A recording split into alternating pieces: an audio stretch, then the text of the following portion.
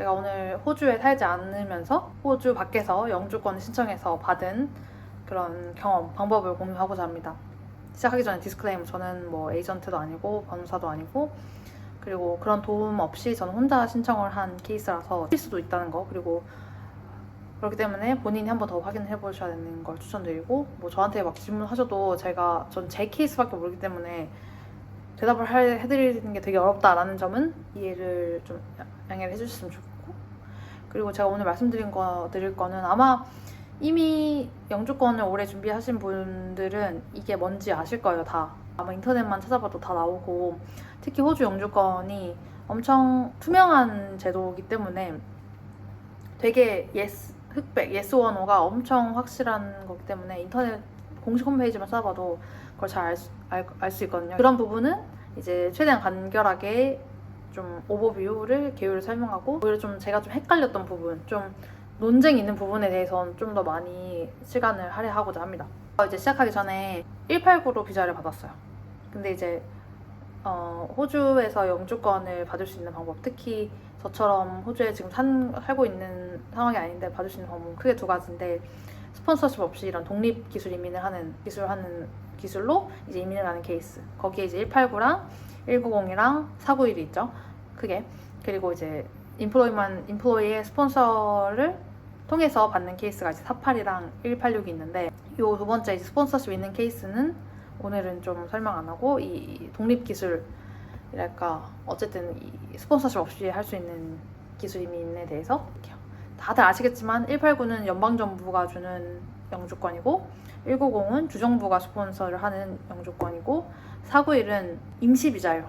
임시비자라는 건 주정부가 이제 스폰하는 임시비자인데 3년을 채워야지 영주권을 전환을 할 수 있는 그런 비자입니다. 그래서 분들이 189를 가장 선호해요. 왜냐면 어디에 살아야 된다는 그런 바인딩이 없고 아무 데서나 살 수가 있고 바로 영주 비자가 나오기 때문에 189를 가장 선호를 하는데, 이 세 개 비자가 결국에는 거의 비슷한 절차를 걸쳐서 신청을 하게 되거든요. 그렇기 때문에 보통은 이제 복수로 같이 신청을 하시는 경우가 많아요. 왜냐면 이미 어카운트 만들어갖고 신청하실 때도 그냥 틱박스로 뭐 189 신청한다, 190 신청한다 이런 식으로 틱박스 뭐 해서 같이 신청할 수가 있거든요. 저 같은 경우에는 EOI 자체는 189랑 190, 빅토리아주 190에 넣었는데, 사실 저는 빅토리아주에서 190 그 비자를 받을 거라는 희망이 거의 0에 가까웠기 때문에 189만 신청했다고 보시면 되는데, 어차피 뭐 그 EOI 내는데 돈 드는 거 아니기 때문에 같이 신청했습니다. 절차를 큰 이제 틀로 설명을 드리면, 맨 처음에 EOI를 신청하는 게 있죠. EOI는 돈도 안 들고 이 비자에 관심이 있다라는 거를 내는 이제 신청서라서 증빙 서류도 그 당시에는 필요가 없는데, 다만 요건 있잖아요. 점수제. 이 189, 190, 491 다 점수제이기 때문에 자기 점수가 어느 정도 되는지는 그때 이제 신고를 할 필요가 있습니다. 체크박스에 체크를 하거나 자기 이제 그 상세한 기재 사항을 여기서 제공할 필요는 있습니다. 그리고 그 다음에가 인비테이션이 나오겠죠. 인비테이션은 이제 189 같은 경우에는 1년에 정해진 건 없고 그냥 걔네들이 주고 싶을 때 뭐 그래도 1년에 한두 번 정도는 영주권을 뿌립니다. 인비테이션을 뿌려요. 점수에 따라서 뭐 예를 들면 이 직종이면은 90점 이상 다 이제 영주권을 뿌리고, 190은 조금 더 많을 수도 있고 아니면 적을 수도 있고, 다만 190 491 같은 경우는 점수제라고는 하지만 점수가 높다고 나오는 게 아니다. 점수가 낮아도 저 사람보다 점수가 높아도 안 하고 저 사람 나올 수 있다. 왜냐면 190, 491은 그 주 정부마다 선호하는 프로파일이 있기 때문에 점수보다도 그거를 좀 더 보는 것 같아요. 오히려 저처럼이랄까, 점수가 높은 사람인데 오프쇼어인 사람이 받는 확률보다는 온쇼어인데 오프쇼어든 그 주 우선 직업, 호주 각 주가 우선적으로 필요로 하는 직업군에 있는 분들이 점수가 낮아서 나오기는 쉬운 것 같아요. 그래서 점수가 높으면 189로 가는 분들이 많고, 점수가 좀 낮은데 자기가 특정 직업군에 있다 하면은 190, 491로 가는 분들이 제가 느끼기에 많은 것 같아요. 그래서 이렇게 다르다라고 보시면 되고, 이제 인비테이션이죠. 그리고 인비테이션이 나오면 그걸 가지고 실제로 이제 비자를 로찌하는 게 있고, 그 로찌 후에는 그랜트 비자가 뭐 몇 개월 후에 비자가 나옵니다. EOI 먼저 설명을 할 건데, 그거 전에 자기가 일단 신청 조건 자격이 되나라는 걸 보셔야 되잖아요. 저는 가장 먼저 추천드리는 거는 189, 190, 491마다 이제 직업 기술, 자기네들이 뽑을 인비테이션을 주는 직업 기술 리스트가 있거든요. 그 리스트에 자기 직업이 있는지를 확인해 봐야 된다. 이게 제일 중요한 것 같아요. 왜냐면 이게 안 나와 있으면은, 이게 없으면은 애초에 이걸 신청할 자격이 없기 때문에 보시면 되고, 보통 189 직업군 리스트가 직업군이 가장 좁고 190이랑 491도 좀 더 넓습니다. 다만 여기서 보셔야 되는 거는 특히 뉴사우스웨일즈 같은 경우에는 190 리스트랑 상관없는 시 자기네들이 독자적으로 우리는 이거한테만 190을 줄 거다라는 리스트가 따로 있어요. 그래서 이거를 확인하셔야 되는 게, 제 직업군 같은 경우는 190 리스트엔 있었지만 그 뉴사우스웨일즈 주에 그건 없었거든요. 그래서 전 원래는 시드니로 가고 싶었지만 190 빅토리아 주로 신청을 했습니다. 그리고 190 491 같은 경우에는 보통 EOI 다음에 ROI라는 프로세스가 또 하나 더 있는 경우가 많아요. 이것도 확인을 해보셔야 되는데, 전 빅토리아 주를 신청했기 때문에 빅토리아 주 관련해서 말씀드리자면은 EOI 신청한 다음에 EOI 그 레퍼런스 넘버가 있거든요. 그걸 가지고 빅토리아 주 뭐 리브 인 멜번인가 그 사이트에 가갖고 ROI를 한 번 더 신청을 해야 돼요. 안 그러면 이게 접수가 안 됩니다. 그리고 EOI 같은 경우에는 언제든 이걸 신청할 수가 있는데, ROI 같은 경우에는 얘네가 가끔씩 슬롯을 닫아버리기도 하거든요. 최대한 빨리 신청을 해놓고, ROI 신청을 해놓고 계속 뭐 나올 때 기다리면 된다. 그리고 뭐 회계 연도 나오면 또 갱신을 하거나 뭐 그래야 될 가능성도 있지 않을까 합니다. 그리고 또 이제 또 하나 이제 EOI 들어가기 전에 말씀드리고 싶은 건, EOI는 유효 기간이 2년이거든요. 내가 EOI 신청하고 2년까지는 그게 뭐 내가 인비테이션 받든 인비테이션 안 받든 그게 계속 거기에 쌓여 있어요. 그래서 인비테이션 내가 이번에 인비테이션 못 받았다고 해서 다시 신청해야 되는 게 아니라 그냥 거기서 냅두면 됩니다. 그러면 알아서 점수 계산도 자동이 돼요. 뭐 나이가 변동이 돼갖고 점수가 바뀐다면은 알아서 계산이 되고, 제 점수 뭐 경력 점수도 왜 같은 회사에 계속 있으면 저절로 연차가 쌓이잖아요. 그러면 점수가 바뀔 때가 있는데 그것도 그냥 냅두면은 알아서 점수가 갱신이 된다. 그렇기 때문에 뭐 이직하거나 하지 않는 이상은 그냥 냅두면 됩니다. 이직했으면은 그건 좀 바꿔야겠죠.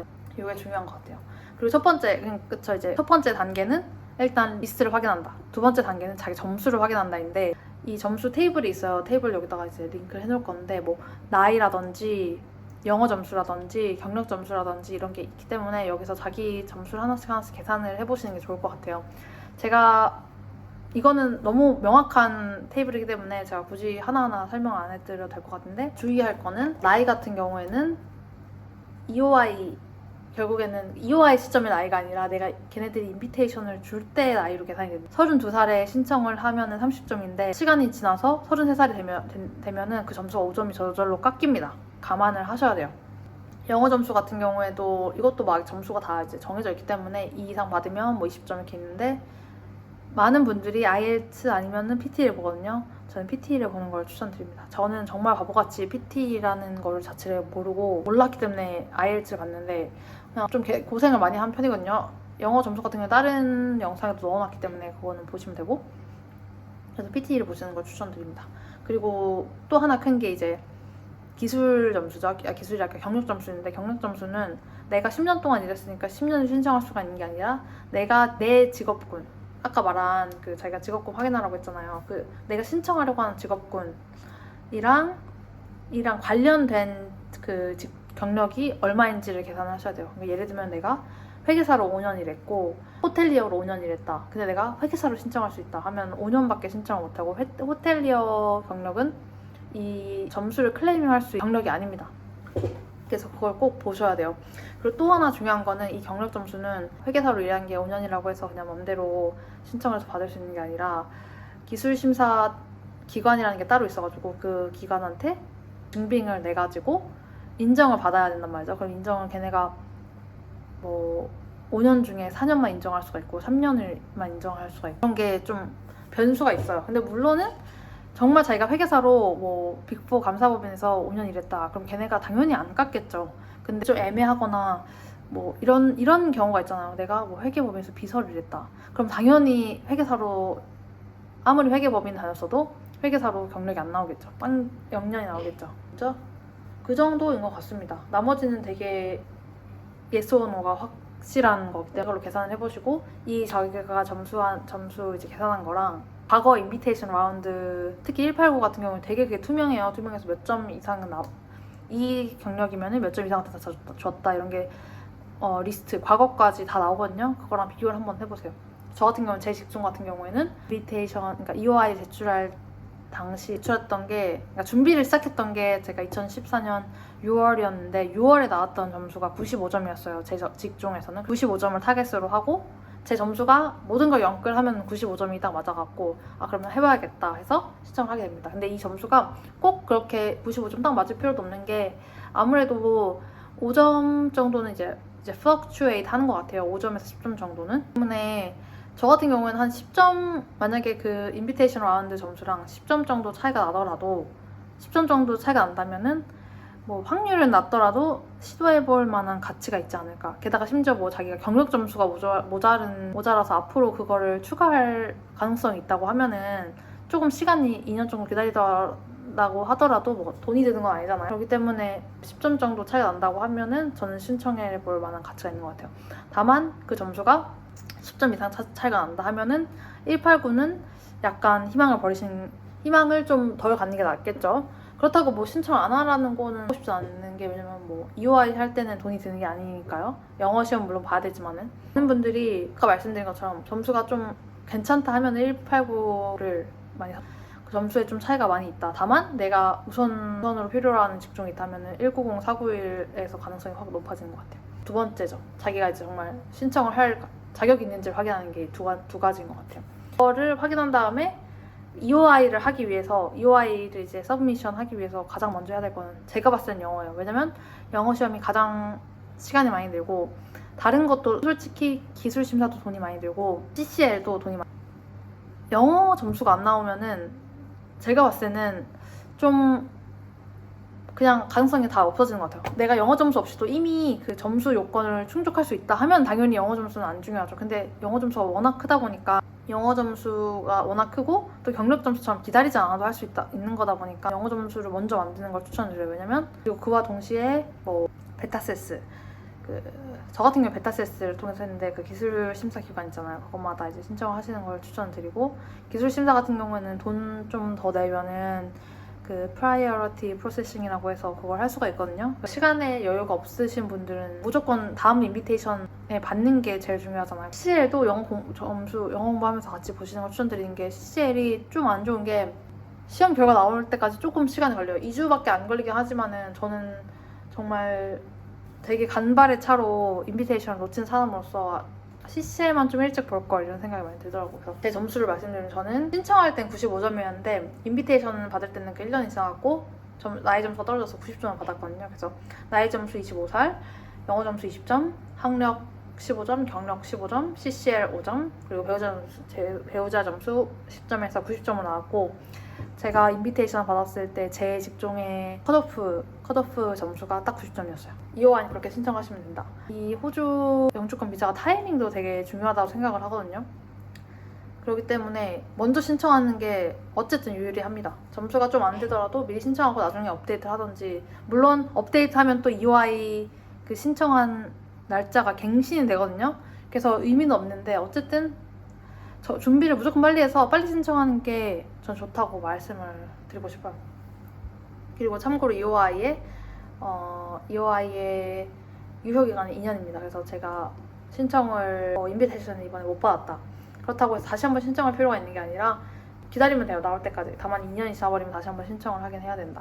그리고 뭐 그러면 영어 점수는 어떻게 하자는데, 영어 점수나 베타세스 같은 경우에는 제가 알기로는 유효기간 3년인 걸로 알고 있거든요. 그래서 EOI 제출하고 한번 뭐 끊겨도 1년 정도는 좀 버틸 수 있다.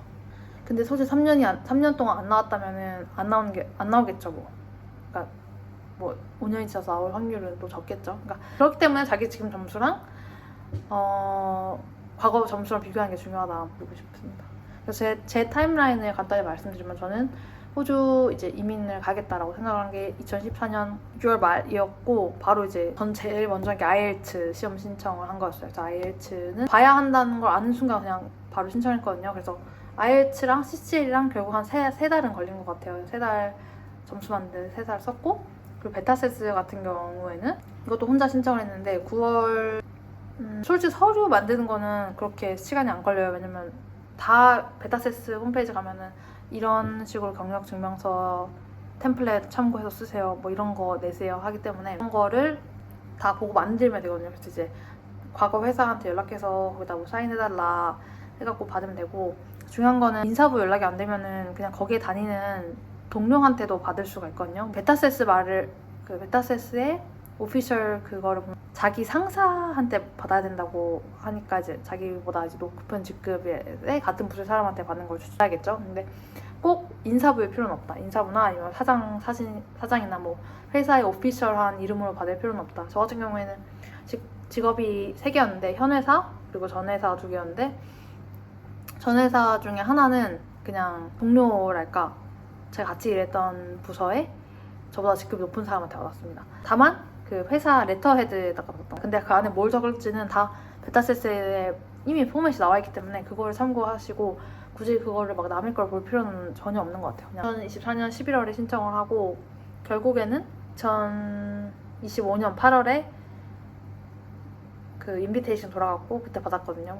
로찌를 했어요. 로찌 같은 경우에는 기본적으로 EOI에서 낸 서류들랄까 EOI에서 이제 기재한 내용들을 뒷받침할 수 있는 실제 서류들을 내야 돼요. 뭐 자기 그런 경력증명서, 페이슬립 이런 거 이제 베타세스에 냈던 것도 있잖아요. 그거 다시 내고 폴리스 체크 그런 것도 내고 뭐 아이덴티티 관련된 서류 같은 거 내고 하면은 사실 신청하는 것 자체는 너무 쉬워요. 왜냐면 다 베타세스에서 받은 것들 하면 되니까.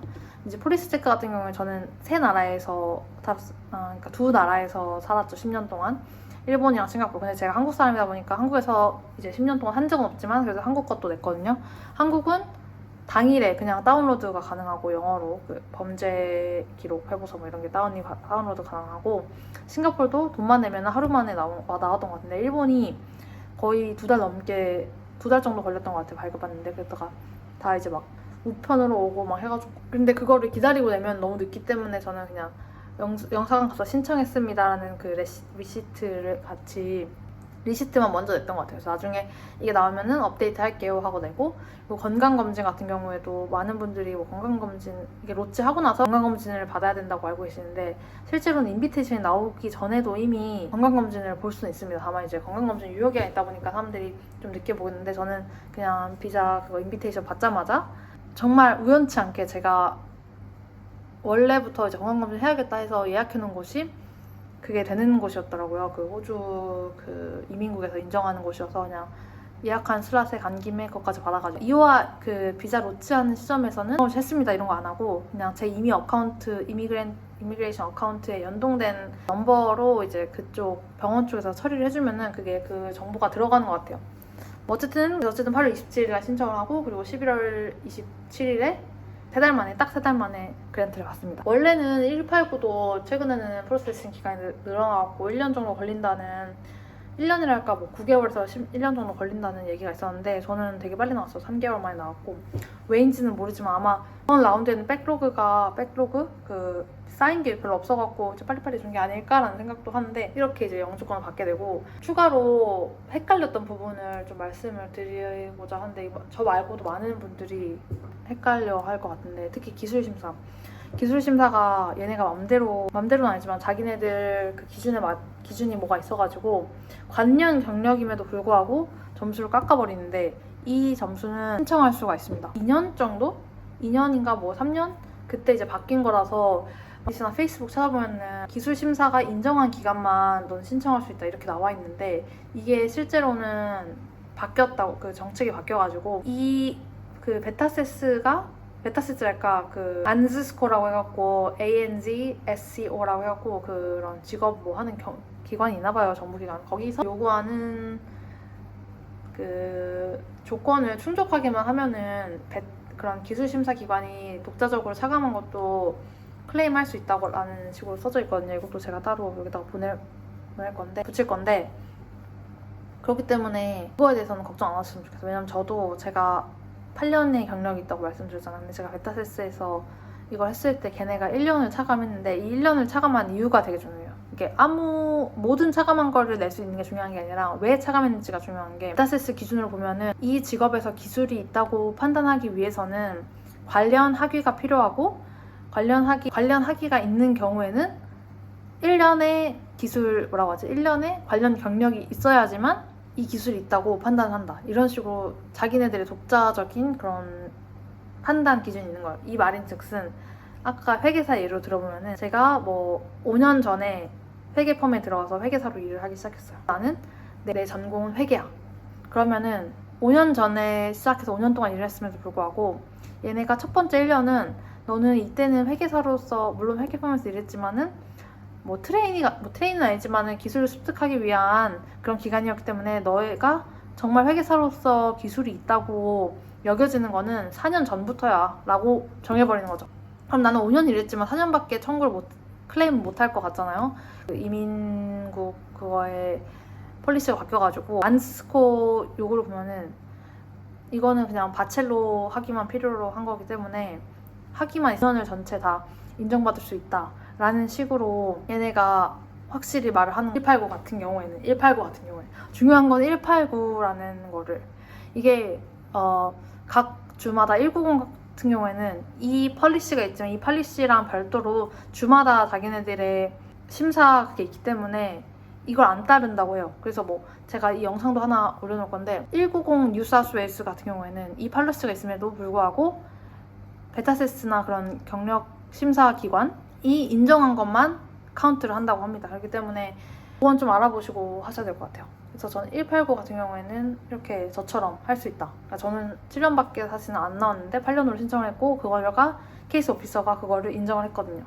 그리고 두 번째가 아까 제가 처음에 이제 말씀드린 같은 직종, 내가 만약에 매니지먼트 컨설턴트 만약에 내가 회계사로 신청을 한다고 하면은 정말 회계 펌에서만 5년 일해야 하냐, 그러니까 회계 펌에서만 일한 것만 경력이 되냐 라는 이제 질문이 있는데, 뭐 예를 들면 내가 마케팅에서 일하다가 회계로 바꿨다 하면은 당연히 이게 안 될 가능성이 높겠죠. 왜냐면 너무나도 다른 거기 때문에. 근데 예를 들면은 내가 5년 중에 3년은 그 인하우스 회계사로 일하고 나머지 2년은 뭐 오디터로 일했다. 어느 정도 관련이 있죠. 그러면은 신청이 가능할 확률이 되게 높아요. 왜냐면 189에도 이렇게 써 있는데 You can only claim points for employment if the employment was in your nominated skilled occupation or a closely related skilled occupation. closely related occupation의 정의가 있거든요. 1번은 그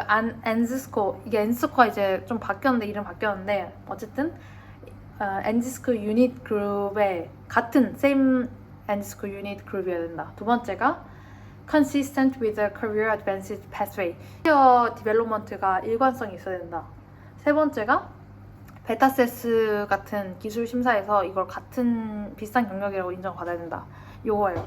저 같은 경우에는 2번, 3번은 요건이 만족이 된 것 같아요. 왜냐면은 제가 매니지먼트 컨설턴트라는 직종으로 일했는데 신청을 8년을 했는데 처음 한 4년 정도는 매니지먼트 컨설턴트라기보다는 좀 M&A 어드바이저리, 뭐 corporate finance 이런 식으로 직업을 가지고 있었는데 이거까지 인정이 됐단 말이죠. 왜냐면 이 회사에서 그런 식으로 승진을 했어요. 뭐 처음에는 애널리스트였다가 그 다음에 뭐 대리였다가 그 다음에 과장 이런 식으로 이제 이직을 하면서 승진을 한 거죠. 근데 이제 보통은 이게 아예 관련이 없으면은 그렇게 승진을 해서 가기 어렵잖아요. 근데 관련이 있으니까 승진을 시켜준 거겠죠? 그렇기 때문에 아마 인정이 된 것 같고, 세 번째는 이제 베타세스도 아마 그런 식으로 해서 제 걸 인정을 해준 것 같아요. 그래서 요거는 좀 너무 다르면은 어려울 수 있지만 어느 정도 closely related면은 도전해볼 만한 가치는 있지 않을까 라고 생각을 합니다.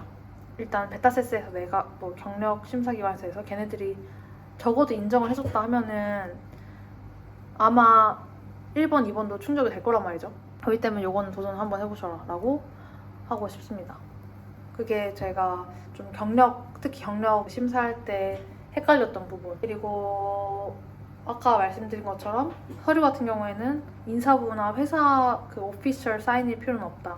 다만 레터헤드는 필요한 걸로 저는 알고 전화가 가냐 이런 거 있잖아요. 이렇게 그거 실제로 확인하려고 하는데 제가 알기로는 전화 안 간다고 알고 있습니다. 그러니까 서류가 완벽하다면 전화가 안 가고, 서류가 만약에 이거 아무리 봐도 좀 사기인 것 같다면은 제가 봤을 때는 베타세스 같은 기술 심사 기관은 그냥 이걸 인정 안 하면 인정 안 했지 막 전화를 해서 확인하려는 노력은 안 하는 것 같아요. 제가 봤을 때는. 근데 모르죠. 그래서 뭐 나는 좀 전에 회사랑 좀 안 좋게 끝나고 이런 거 영어도 못하고 시차도 있는데 그러니까 그 사람들이 영어 못해갖고 대응도 못할 것 같고 이런 걱정 안 하셔도 될 것 같긴 합니다. 어떻게 보면은 저는 이게 뭐 어렵다고, 그러니까 제가 생각했던 것보다는 어려웠어요. 저는 솔직히 좀 더 쉬울 줄 알았거든요. 근데 경력 심사도 있고 특히 영어 공부가 너무 어렵고, 그러니까 생각했던 것보다 어렵지만은 다른 나라의 영주권에 비하면 저는 정말 이게 조건이 거의 없다시피 하고 너무 투명한 거죠. 이미 신청하기 전에 제가 받을 수 있을지 없을지를 어느 정도는 알고 하고, 내가 떨어진다고 해도 못 받는지도 알기 때문에 저는 이렇게 투명한 절차가 없다고 생각을 해요. 비용 같은 경우에도 솔직히 좀 비싸긴 하지만 다른 나라에 비해서 비싸지만은 저는 영주권을 받을 수 있다면, 심지어 이게 뭐 신청할 때 내는 것도 아니고 인비테이션을 받고 나서 진짜 로체할 때 내는 거기 때문에 그 전까지는 사실 영어 시험이나 그런 거밖에 안 들거든요. 특히 EOI는 공짜로 신청 서류도 없기 때문에 5,000달러 내면 영주권을 받을 수 있다는 게 거의 확실하다면 저는 이거는 정말 저렴한 거라고 봅니다. 그래서 비용 같은 경우는 저는 총 호주 달러를 9,000달러 정도 들었던 것 같아요. 9,000달러 좀 넘게. 그러면 일단 신청한 게 4,900달러였고 로지할 때 든 거, 그리고 CCL이 800달러, 그리고 프라이어리티 포함한 베타세스가 1,800달러고, IELTS 같은 경우는 저는 두 번 보고 이제 한 과목만 보는 걸 한 번 더 받고 1,000달러 정도 들었던 것 같아요. 그래서 9,000달러 정도 들었는데 정말 가치 있는 ROI가 확실한 투자라고 저는 생각을 하기 때문에 좋은 것 같고, 생각보다는 어렵지만 테스트가 귀찮을 뿐이지 점수가 확실히 있고 그 직종이 확실하다고 하면은 시간 문제지 받는 것 자체는 어렵지 않다라고 하고 싶네요. 이상입니다.